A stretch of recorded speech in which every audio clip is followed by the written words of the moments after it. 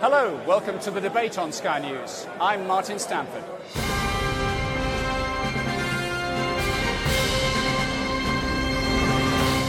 This week, we're in Prague, the capital of the Czech Republic, at the News Exchange Conference. Our talking points in the next 30 minutes. Can you believe everything you see on TV news? The evolution of news watching. TV, tablet, phone or computer. You decide. And how graphic do you like to see the horrors of wars? Right, let's start with some business. Can the TV audience recognize political and diplomatic bias? As the Obama government enters its final 2 years in office, how much influence does the right-wing media have on the government's work? And as China's CCTV, Russia's Russia Today and Al Jazeera are becoming more widely available and therefore more widely watched around the world and in the United States, who actually watches these alternative news channels? And do they believe what they see? Let's bring in our regular guests. Jeffrey Robinson is standing by for us in New York, and Armstrong Williams is once again in Washington, D.C. Jeffrey, how sophisticated do you think viewers are? Do they take into account the kind of stance that the channel is broadcasting with? I think what you find is that viewers watch the channels with which they agree. I mean, the power of the media has been demonstrated for years. Go back to all of those South American juntas. The first thing they did, in Africa too, the first thing they did was grab the radio station. We tend to watch those programs we agree with, and it skews the numbers greatly because people feel more comfortable when they're in their own company. So Armstrong, what do we read into that? How do we read into the popularity of the various domestic news channels in the States, for instance? I find it interesting how you frame this conversation as right-wing media. I mean, all media is biased. Everyone has an agenda, a certain value system, or a certain perspective they want to get out, whether it's on immigration, whether it's about the midterm elections. It's no different than a couple of weeks ago when we were talking about midterm elections. My colleague, he had his point of view, I had mine, and it's all shaped by what we believe and the direction we believe this country should go. And I say that because it affects me personally, because I own network television stations in the United States, and I own magazines and media in the country. And even though many people may see me as conservative on the right, my programming, my journalists are to be neutral. You should not care about who wins the election. You should care about reporting it for the American people so they go out and vote. And yes, people are going to listen to us because they like our position maybe on immigration. They may like the position that we've taken on Ebola. They may like the position that we're taking on the economy and how do we create jobs. And there's no doubt that Fox News do better than all of them across the board. Why? Because most Americans feel they identify with their value system. It doesn't mean that Fox is any more right. And sometimes they get it wrong. They have biases, no different than what NBC tried to do during the Zimmerman case when they tried to manipulate the tape in and of itself, which they have to apologize for. So a lot of them have agendas, but for the most part, I think a lot of media is well-being, and I think they reflect the audience that watch them. Well, let me bring in Phil Chetwin now. Now, he's with me here in Prague as the conference is about to enter its afternoon session. He's the global editor-in-chief of AFP, that's Agence France Presse. What do you think about the political needs, then, of the various channels, Phil? I think we have to be careful before we judge too severely.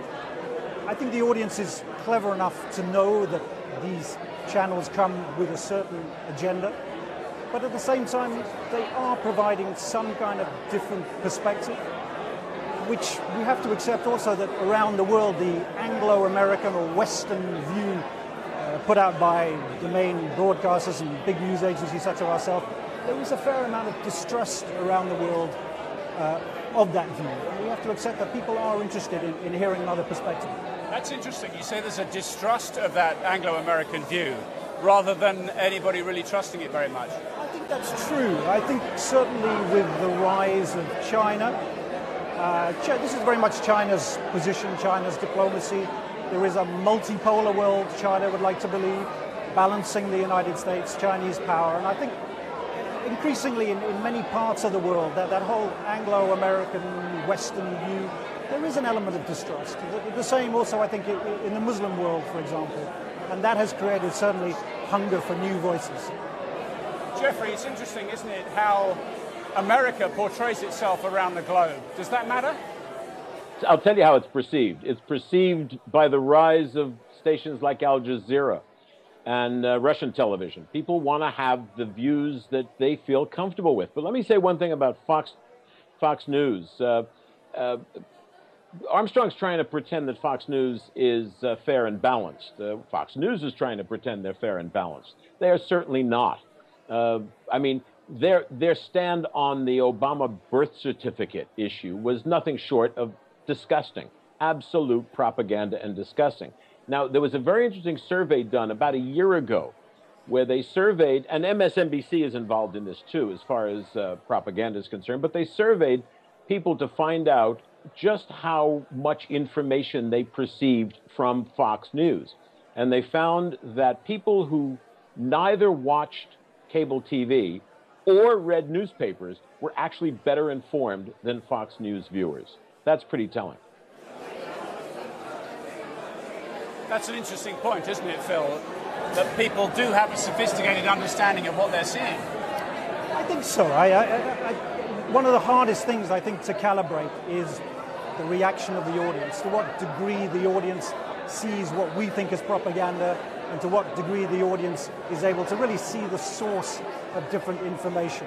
And I think increasingly another trend that we see is that audiences around the world are looking for verification, are looking for sources, international news sources that verify information, and be that coming from Western organizations or organizations such as Al Jazeera, which have built certain credibility with their news coverage, certainly sometimes by bringing in people from outside, people from the West, from America and so on. But I think there's an understanding that that's now happening.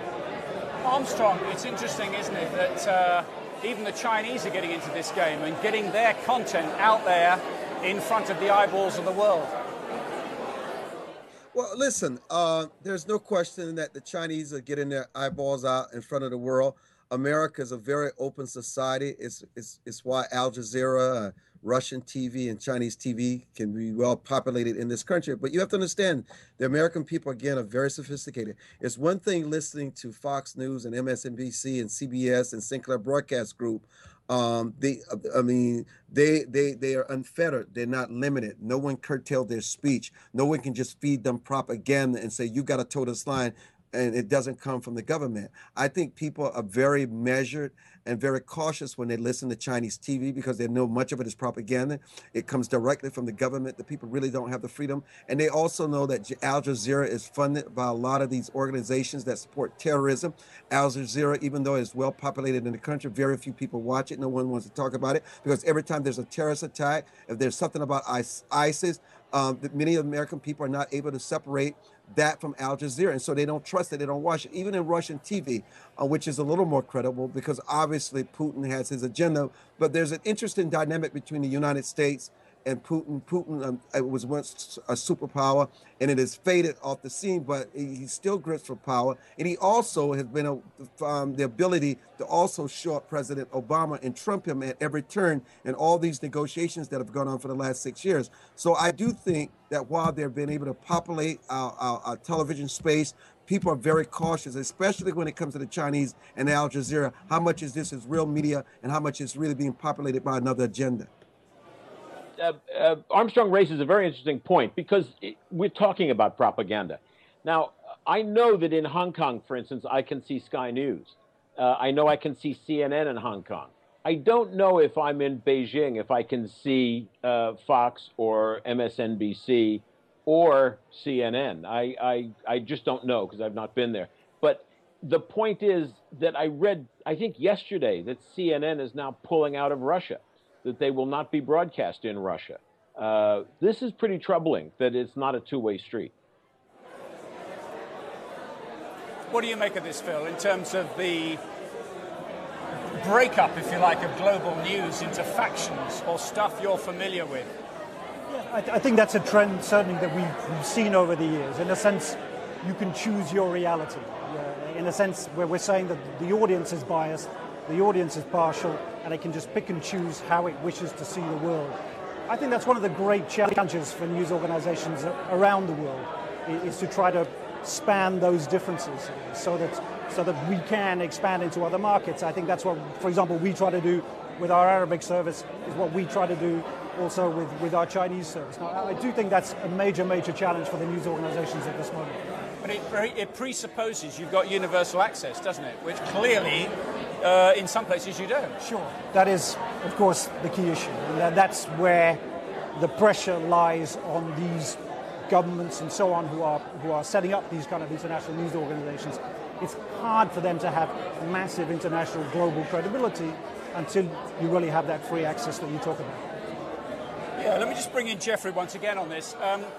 Jeffrey, I mean, the BBC from the UK has a BBC World Service, has done almost since its inception, because it was important, they thought, to get the British view of the world out there. I mean, this was primarily done by radio for many, many years. Television's come much later to the party.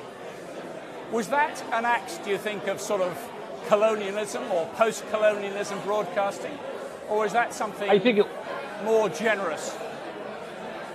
No, I think in the beginning it was colonialism. It's not anymore, because we have an enormous selection of media to watch. Now, we watch the BBC here in New York. We also, because my wife is French, watch French television here and get French news every night, which tends to be not so much as the French viewpoint, as an unbiased viewpoint. I would say that the major networks here are generally unbiased. I think CBS and NBC are almost always irreproachable. They do their best to give a non-biased viewpoint. But don't forget, we're now talking about a new era of media, where it's not just the television and radio networks, it's also Twitter. An enormous number of people get their news from Twitter, and certainly breaking news. Look what happened in Iran during the protests some years ago, where Twitter was probably the main news source of what was going on. Yeah, I mean, that's another whole ballgame altogether, isn't it, Phil? It is, and I think a few years ago we said, well, Twitter's going to put us all out of business. We've come down to the view that actually that's not the case, because again, any kind of unverified information can circulate on Twitter, and the reader has come, or the viewer has come to see that actually that's not good enough. It's come to see that the process of verification, the process of fact-checking, some of the traditional media values that belong to our kind of organizations still have a great deal of value. So in a sense, I think that the debate has changed in the way that we see social media over the last year or two. Phil Chetwick, thank you very much for being with us. Jeffrey and Armstrong, you're going to hold on. Back with you in just a moment.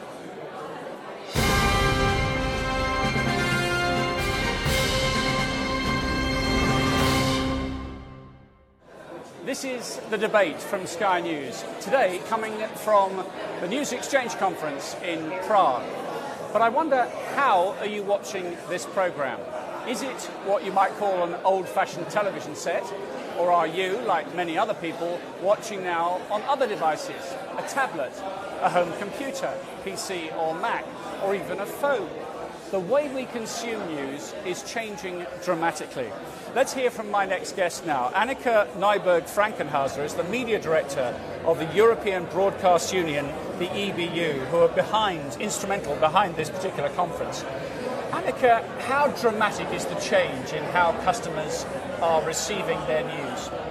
I think it is both dramatic and not dramatic. I actually see it as an opportunity. I mean, if you look at it from the point of view that we as producers of, media companies as producers of content have been restricted to just one platform, suddenly we have many, which means that we can reach the customer in many different ways. Now, obviously, that's a big challenge to us, but it's also a fantastic opportunity. It's a big challenge, isn't it? Because do you think anybody knows exactly how to do it and what to put on which delivery mechanism? No, and I think you learn as you go. I think this is something that you have to sort of embark on as a media company. You just have to start doing it. And then, as many say, fail fast and correct quickly. I really think that's true. Go out there and see what works, and if it doesn't work, pull back and do something else. that's also one of the great things, I think, with digital, that when you are on the internet, when you are on tablets, when you're on mobile phones, the customers, the public, is much more generous with you making mistakes than they would be and have been in the old broadcast world. And that's also quite an opportunity, because then you can try it out, sort of live. You can even say it. You can say this is a beta version. What interests me in the whole situation is the melding of the media. And we don't have traditional television stations anymore, because all of the television networks, including the Beeb, including NBC, CBS, ABC, Fox, Sky, everybody runs websites which are essentially newspapers. All of the newspapers run websites which are essentially broadcasts because there's video on them. I mean, I find this absolutely fantastic, that the media has gone to all of the various platforms and is taking advantage of it, because that's good for the consumer. Do you think there's something of a turf war, a fight going on between traditional print media moving into the video and moving video, and then the traditionally video publishers moving into forms of photography and print? Sure. Whether it's a turf war or something else, but it's a profound and fundamental change. But we are so much in the middle of it yet that I don't think we still can see where it's going to end and where we are really going with this. And having said that, I also think that we are still in the stage where broadcasters are sort of moving their broadcast knowledge and understanding as it is on the internet. So they're just using it as a distribution platform. And the learning process on how are we going to use that medium is still ongoing. And the same goes for print. Print says, okay, but we can publish text on the internet. All right, let's move it there. So there are very few producers of content today that you can see are really, really, really good at using the web or the internet as a platform. Okay, we just got to get better at this, Armstrong, haven't we? Yeah, you know what? I think she's so right about it. You know, I know Jeffrey thinks that it's a great thing for the internet and social media, and I don't disagree, but I got to tell you, it works when you can take your content and your programming and you can further populate it to some of these younger people in another generation that never turns on a television, and everything for them is about their smartphone. So you use your smartphone as another device to make sure that they're watching your content. And that content has to be reflective of the kinds of values and the kinds of things that they're interested in. And that is still a challenge for all of us. I agree. Yeah. I agree. I fully agree. The demographic challenge is a big one, isn't it? Yes. It is a big one. It is a big one because, as Armstrong says, the 16-year-olds never look up from their smartphones. But that's all right, because there is such a vast array of material that is possible. You can channel your audience. You can get directly to the people you want to speak to. And the idea that newspapers are becoming broadcast media and broadcast media are becoming newspapers, I think is very, very healthy. It's not a turf war. It's competition of the keenest kind. And that's good for the consumer. Okie doke. We'll go with that definition, Jeffrey, for the time being. Hold it there, Jeffrey and Armstrong. More from you in a moment. Annika, thank you very much indeed. Thank you.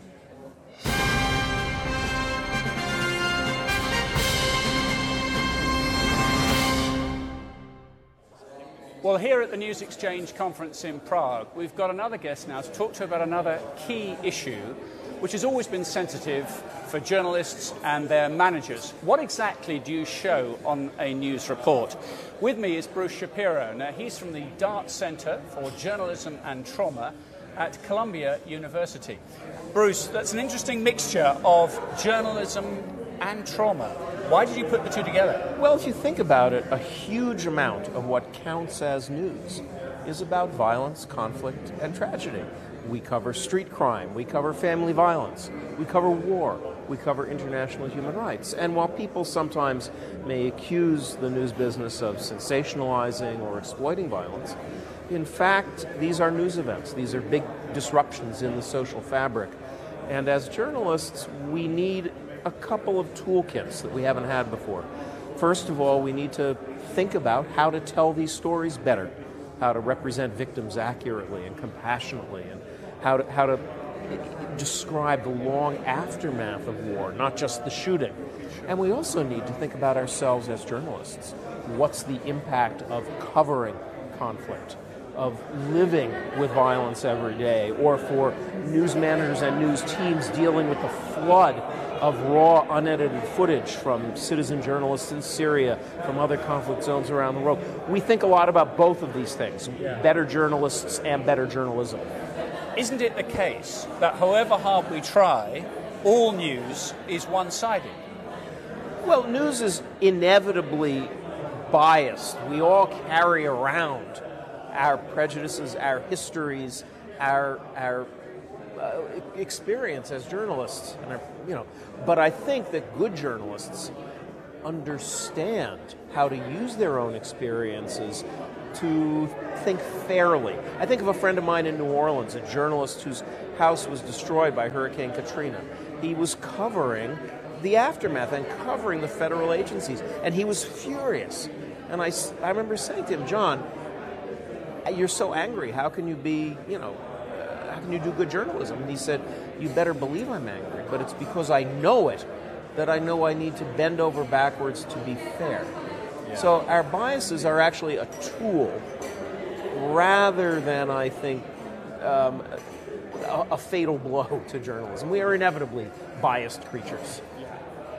Jeffrey, let me bring you in on this in terms of what do you think is right to show on a newscast? In the UK here, we would not show, for instance, the moment someone dies. Is American television that bothered? Yes and no. It depends on the television. It depends on the audience. It depends on how it's presented. Bruce is right about bias, and as any reporter should know. I mean, I'm an old school kind of guy, where you accept the bias, but you report unemotionally, and that's to try and make things fair for everybody, and to give a fair, clear picture of what's actually happening. On the 6 o'clock evening news, no, you don't show someone dying. Absolutely not, because the audience is not going to like that. And on a later newscast, perhaps on cable, if you premise it by saying these scenes are disturbing, and if you've got young children, look away. I think that's fair. The internet, Bruce raises a very good point, because citizen journalism is a double-edged sword. You can trust it and you can distrust it, and you must do both at the same time. But I do like the idea of being unemotional about the reporting. And Armstrong, do you think these new kids on the block, Vice perhaps, with their extraordinary documentary series and their access to Middle Eastern trouble zones, are they changing the language? Are they changing the game here?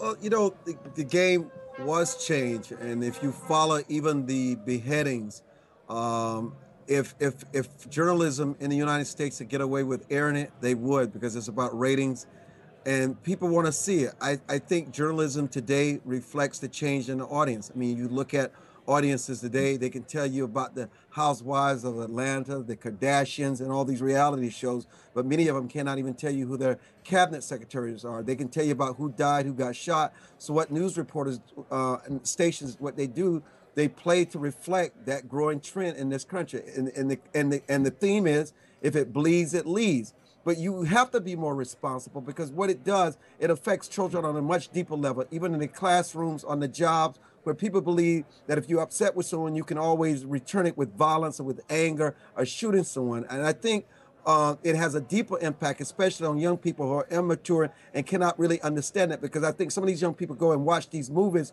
and bang it up, bang, bang, and they think they can go and shoot somebody and they're going to get up and brush themselves off and live another day. And so I think as media owners, we have a responsibility not to always air a lot of these things, like the beheading and a lot of these shootings and these killings that you speak of. I do think we have a deep responsibility not to sensationalize. And it's not just about kids. When we sensationalize, we trap the public in that moment of violence, in that moment of fear.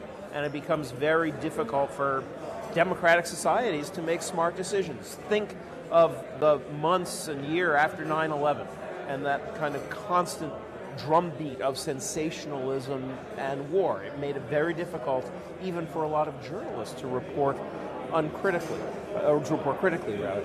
I do think there are some other complicated issues, though. For instance, if you have war in Syria, how much do we need to show in order to arouse public distress, how much just numbs people, how much makes them think of Syria as another video game. Well, you can apply that to the Ebola outbreak, can't you, in West Africa? Right. How many dead people do you show to make the point? Well, and some of this varies, I have to say, from country to country. For instance, there are some countries in Europe or in Latin America where it's far more common to see corpses in an Ebola epidemic or corpses from war than it is on American television, and that's just cultural. I also think, though, that our young viewers especially are living in this global internet era in which there's a flood of images. And the question is, which images do we choose? How do we verify them to assure their authority? That's crucial. And what frame are we putting around the story? Are we making it just about sensation, the world being an endless video game? Or are we trying to motivate people to act, to be involved with their governments, to, so on? We thank you very much indeed for being with us here at the News Exchange in Prague. Thank you, and thank you to the guys for joining us, of course, to Jeffrey and to Armstrong. So that is about it from me for this edition of The Debate. Join us again next time. Until then, goodbye.